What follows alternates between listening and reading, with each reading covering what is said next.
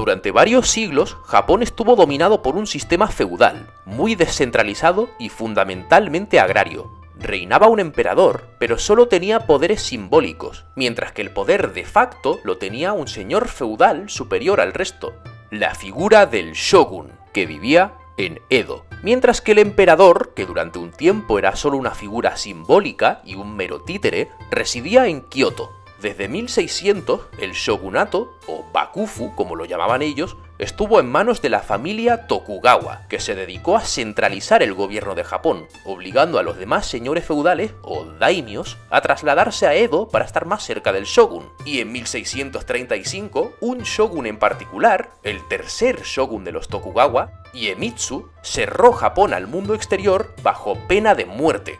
Excepto para los holandeses, ellos sí podían comerciar, pero solo en un puerto específico, llamado Dejima. Y desde ese puerto empezaron a circular por Japón diferentes libros europeos sobre temas científicos, astronómicos, filosóficos y médicos, por ejemplo. Durante ese periodo de cierre, o sakoku, Japón inicialmente disfrutó de bastante desarrollo infraestructural, cultural y económico.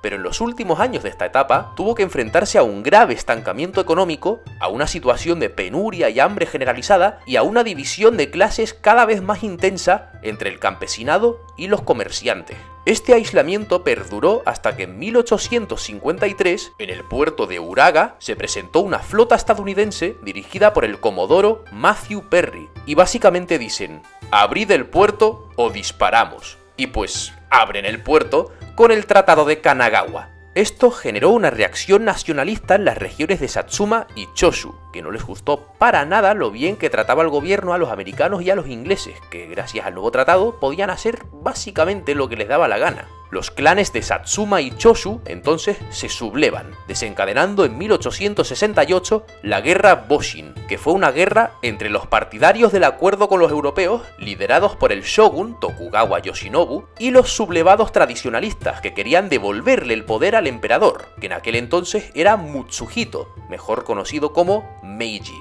El shogun, Yoshinobu, perdió la guerra y le entregó el poder al emperador Meiji, quien movió la capital imperial desde Kioto hasta Edo, que pasó a llamarse Tokio. A pesar de haber ganado los más tradicionalistas, los ganadores empezaron a negociar con los europeos para modernizar Japón. Lo vieron como la única manera de salvar la esencia espiritual: modernizarse en lo material, conseguir ser como los europeos en el sentido político, armamentístico y económico, pero a la vez manteniendo lo propiamente suyo, lo del emperador, la religión sintoísta. Así que se creó un régimen parlamentarista con una cámara alta y una cámara baja, pero bastante parecido al sistema del Imperio Alemán, en el sentido de que el más poderoso realmente era el emperador, el soberano celestial, que era una figura sagrada, y con un militarismo fuertísimo. Se permitió el voto, pero solo para hombres mayores de 25 años que pagaban un impuesto sobre la renta de al menos 15 yenes. Para asegurarse de estar a la altura de los europeos en lo material, mandaron representantes a Gran Bretaña, a Alemania y a Estados Unidos para aprender cómo funcionaba su tecnología y cómo replicarla en casa. Lo curioso es que, a pesar de recibir ayudas de otros países occidentales, estos nunca se interesaron por implementar directamente el imperialismo occidental en Japón, porque no tenían suficientes recursos naturales que les interesaban. Por ello, no resultaba atractivo para ser ocupado colonialmente. De hecho, al mostrar el propio Estado japonés un interés por reformarse internamente tras la Guerra Boshin, se podría decir que Japón se ganó cierto respeto entre las demás potencias mundiales. Todo esto convierte al caso japonés en un ejemplo único de industrialización en el siglo XIX.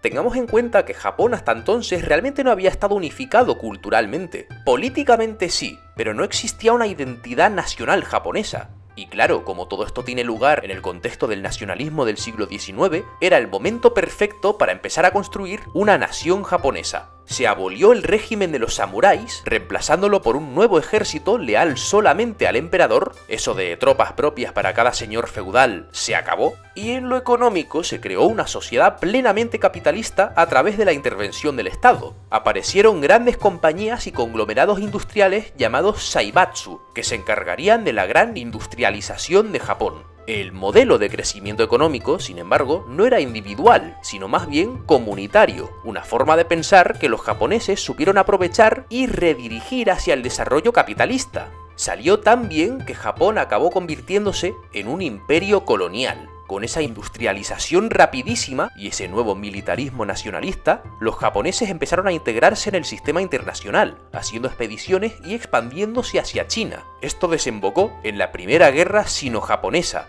que giró en torno al control de Corea, que tanto China como Japón consideraban clave para su influencia en la región. Los chinos, cuya tecnología estaba muy estancada en comparación con el equipamiento moderno del enemigo, no pudieron hacer frente a los japoneses, perdiendo la guerra, y con aquella derrota, Corea quedó bajo el yugo nipón.